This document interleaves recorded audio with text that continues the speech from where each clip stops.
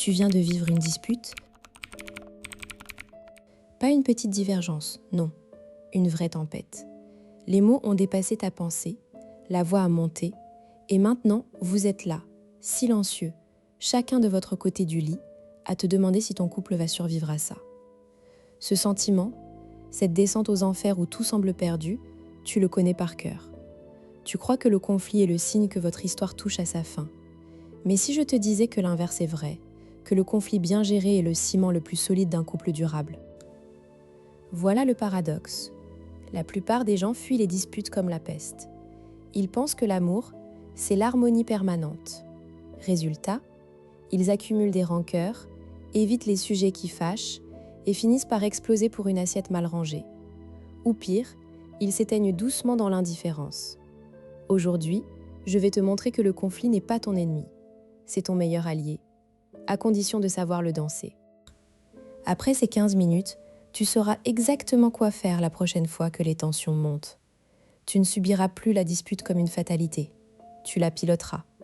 Tu auras une méthode en 5 étapes, validée par 30 ans de recherche sur des milliers de couples pour transformer chaque désaccord en une occasion de te rapprocher.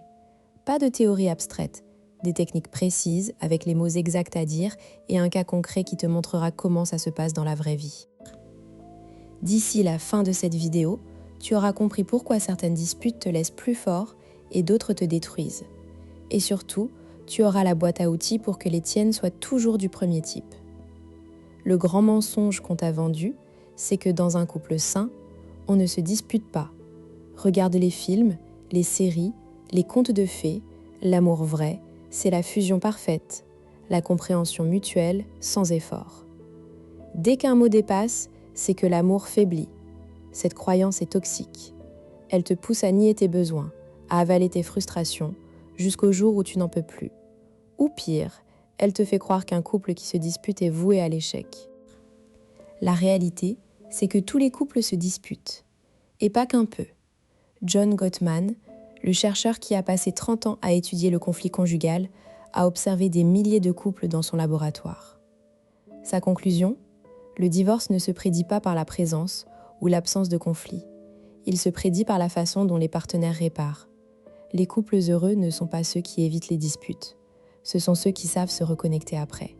Et ils le font avec un protocole précis, le même qui transforme une crise en ciment. Alors non, ne cherche pas à supprimer le conflit. C'est impossible et ce serait nocif. Ce que tu dois apprendre, c'est à le traverser sans te faire de dégâts au passage. Et pour ça, j'ai une méthode en 5 étapes, directement inspirée des travaux de Gottman sur la réparation. Voici le mécanisme que peu de gens connaissent. Une dispute, ce n'est jamais vraiment le sujet de surface. Les courses, le retard, l'argent. Ce qui se joue, c'est un besoin insatisfait. Derrière chaque reproche, il y a une demande d'amour, de reconnaissance, de sécurité. Si tu ne vois que le niveau vaisselle, tu restes coincé. Si tu descends d'un cran, tu découvres le vrai enjeu. J'ai besoin de me sentir important à tes yeux. Le conflit n'est qu'un signal qu'un besoin profond n'est pas comblé. Le protocole de résolution que Gottman a isolé repose sur 5 étapes. Je vais te les détailler une par une, avec un cas concret pour t'aider à voir comment ça s'incarne. Rencontre Romain, 42 ans, architecte à Lyon. Marié à Stéphanie, 40 ans, kinésithérapeute. Ensemble depuis 15 ans, 2 enfants. Le genre de couple que tout le monde envie. Belle maison, métier passionnant, vacances à la mer. Et pourtant, ils se prennent la tête régulièrement sur le même point, la répartition des tâches ménagères. Un classique, mais pour eux, c'est devenu un poison. Un soir, Romain rentre à 20h, crevé après une journée de chantier. En posant son sac, il voit le salon sens dessus-dessous. Jouets partout, miettes de goûter sur la table, le linge qui attend d'être plié. Stéphanie est dans la cuisine, en train de préparer le dîner. Les enfants hurlent dans leur chambre. Romain soupire, et avant même de dire il balance « Qu'est-ce que c'est que ce bordel ? Tu n'as pas eu le temps de ranger ?» Stéphanie se retourne, les traits tirés. Sa voix monte « Ah non, ne commence pas. Je bosse toute la journée, je gère les enfants, la maison et toi. Tu arrives, tu poses ton sac et tu critiques. Tu crois que j'ai 24 heures, moi ?» Romain se défend. « Mais je ne critique pas. Je demande juste si on peut avoir un minimum d'ordre. Je travaille aussi, moi. » La dispute s'enflamme. 5 minutes plus tard, chacun s'est retranché dans son coin. Romain dans le garage, Stéphanie dans la salle de bain. Le silence est lourd. Les enfants sentent la tension. La soirée est fichue. Ils ont vécu ça des dizaines de fois. Toujours la même chorégraphie. Romain qui attaque sur le désordre, Stéphanie qui se sent accablée et contre-attaque, la spirale infernale. Chacun est convaincu d'avoir raison, et en un sens, ils ont raison tous les deux. Le problème, ce n'est pas le désordre, le problème, c'est qu'ils n'ont jamais appris à communiquer leurs vrais besoins. Dans notre laboratoire imaginaire, si Gottman avait observé Romain et Stéphanie, il aurait vu ce qu'il appelle un mauvais départ de conversation. Romain critique, tu n'as pas rangé, ce qui met Stéphanie sur la défensive. Puis, le mépris pointe son nez, tu ne m'aides jamais, puis le ressassement, toujours pareil. C'est l'autoroute du divorce avec 4 cavaliers de l'apocalypse, critique, mépris, défensive, repli. Mais cette fois, ils vont tout arrêter, ils vont appliquer le protocole. Et toi aussi, tu vas apprendre à le faire. Regarde maintenant comment Romain et Stéphanie auraient pu gérer ça en 5 étapes. Tu vas voir, ce n'est pas de la magie, c'est de la méthode. Étape 1. Poser l'arme. Avant de dire quoi que ce soit, Romain doit prendre une respiration et se connecter à son vrai ressenti. Au lieu de « qu'est-ce que c'est que ce bordel ?», il peut dire « Stéphanie, je suis épuisée, j'ai besoin de 5 minutes avant de parler ». Pas d'attaque, pas de reproche. Juste un constat sur son état. Stéphanie, de son côté, peut reconnaître sa propre fatigue. « Moi aussi, je suis vidée, mais on peut en parler calmement ? D'accord ? » Le premier geste, c'est de désamorcer la charge émotionnelle. Étape 2. Exprimer son besoin, pas son jugement. Romain reformule. Quand je vois le salon en désordre, je me sens débordée. J'ai besoin que notre maison soit un espace calme pour recharger. Est-ce qu'on peut trouver un système qui nous convienne à tous les deux ? Stéphanie répond. Moi, quand tu critiques en arrivant, je me sens incomprise. J'ai besoin qu'on reconnaisse tout ce que je fais. J'ai besoin qu'on soit une équipe. Maintenant, on parle de vrais besoins. Étape 3. Co-construire une solution. Romain propose. Et si on faisait un tableau des tâches ? Chacun sait ce qu'il doit faire et on partage équitablement. Stéphanie ajoute. Oui, mais je veux qu'on réévalue chaque mois parce que ça change tout le temps. Et si un soir c'est trop pour l'un, on se prévient sans se juger. Pas de gagnant ni de perdant. On invente ensemble. Étape 4. Valider l'autre. Romain conclut. Je comprends que tu te sentes seule face à tout ça. Merci de tout ce que tu fais pour nous. Moi, j'ai besoin que tu me dises quand tu es débordée pour que je puisse t'aider. Stéphanie, d'accord. Et moi, je promets de ne pas t'attaquer quand je suis fatiguée. Si je sens que ça monte, je prends un temps pour respirer. La validation, c'est le ciment. Étape 5. Se reconnecter physiquement. Pas de grandes déclarations. Un geste simple. Romain tend la main. Stéphanie la prend. Un câlin de 30 secondes. Pas besoin de tout résoudre par les mots.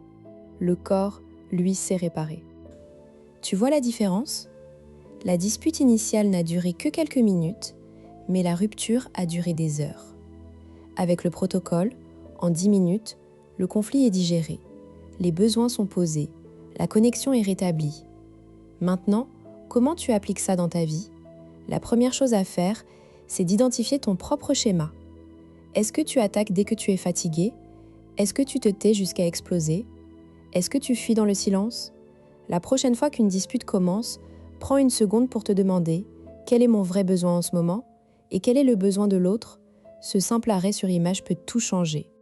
Ensuite, entraîne-toi à remplacer les phrases aiguilles par des phrases clés.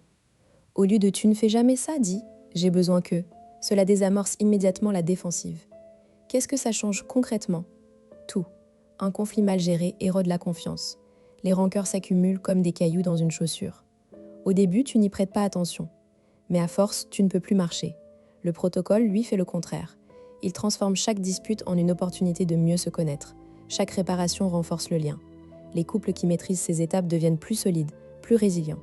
Leur relation devient un refuge, pas un champ de bataille. Si tu ne fais rien, les disputes s'enveniment. Tu développes des schémas toxiques, tu t'éloignes. Mais si tu appliques cette méthode, tu changes la nature même de ton couple. tu passes d'un mode compétitif, toi contre moi, à un mode collaboratif, nous contre le problème. Voyons maintenant 3 techniques concrètes que tu peux utiliser dès ce soir. La technique du départ doux. Gottman l'appelle le soft startup. Le début de la conversation est crucial. Si tu attaques, l'autre se barricade. Si tu utilises un ton doux, l'autre reste ouvert. Concrètement, commence par un « je » et un besoin. Par exemple, « Chérie, j'ai besoin de ton aide pour ranger le salon ce soir. Je suis fatiguée et ça me pèse. » Tu évites de juger, tu exprimes simplement ce que tu ressens. L'autre se sentira sollicité, pas accusé. Vous avez 4 fois plus de chances d'aboutir à une résolution. La technique du temps de pause. Parfois, l'émotion est trop forte. Tu sens que ça va déborder. Au lieu de laisser la vague t'emporter, tu mets le conflit sur pause. Mais attention, ne pars pas en claquant la porte. Dis « J'ai besoin de 10 minutes pour me calmer. Je te propose qu'on en reparle à 21h, d'accord ?» Le temps de pause doit être limité, moins de 20 minutes. Sinon, la rumination empire. Pendant ces minutes, respire, marche, écris ce que tu ressens. Puis reviens. Le simple fait de savoir qu'on va reparler dans un cadre apaisé réduit l'escalade. La technique de la validation en miroir. Quand l'autre exprime son besoin, tu le lui renvoies avec tes mots pour montrer que tu as compris. Par exemple, si je comprends bien, tu as besoin que je prenne plus les devants sans que tu aies à le demander. C'est ça, l'autre se sent entendu. C'est incroyablement apaisant. Ensuite, tu valides son ressenti. Je comprends que ça te pèse, merci de me le dire. Pas besoin d'être d'accord pour valider. La validation, ce n'est pas donner raison, c'est reconnaître l'existence de l'autre. Maintenant, je vois déjà certains d'entre vous se dire « Mais si je désamorce à chaque fois, je vais perdre ma personnalité. » Je t'entends. La peur de devenir trop accommodant, de se faire marcher dessus est légitime. Mais il y a une nuance fondamentale. Désamorcer ne veut pas dire céder. Le protocole ne demande pas d'abandonner ton besoin. Il te demande de le présenter de façon à être entendu. Un « tu » accusateur ferme l'autre. Un « je » authentique l'ouvre. Tu peux être ferme et doux à la fois.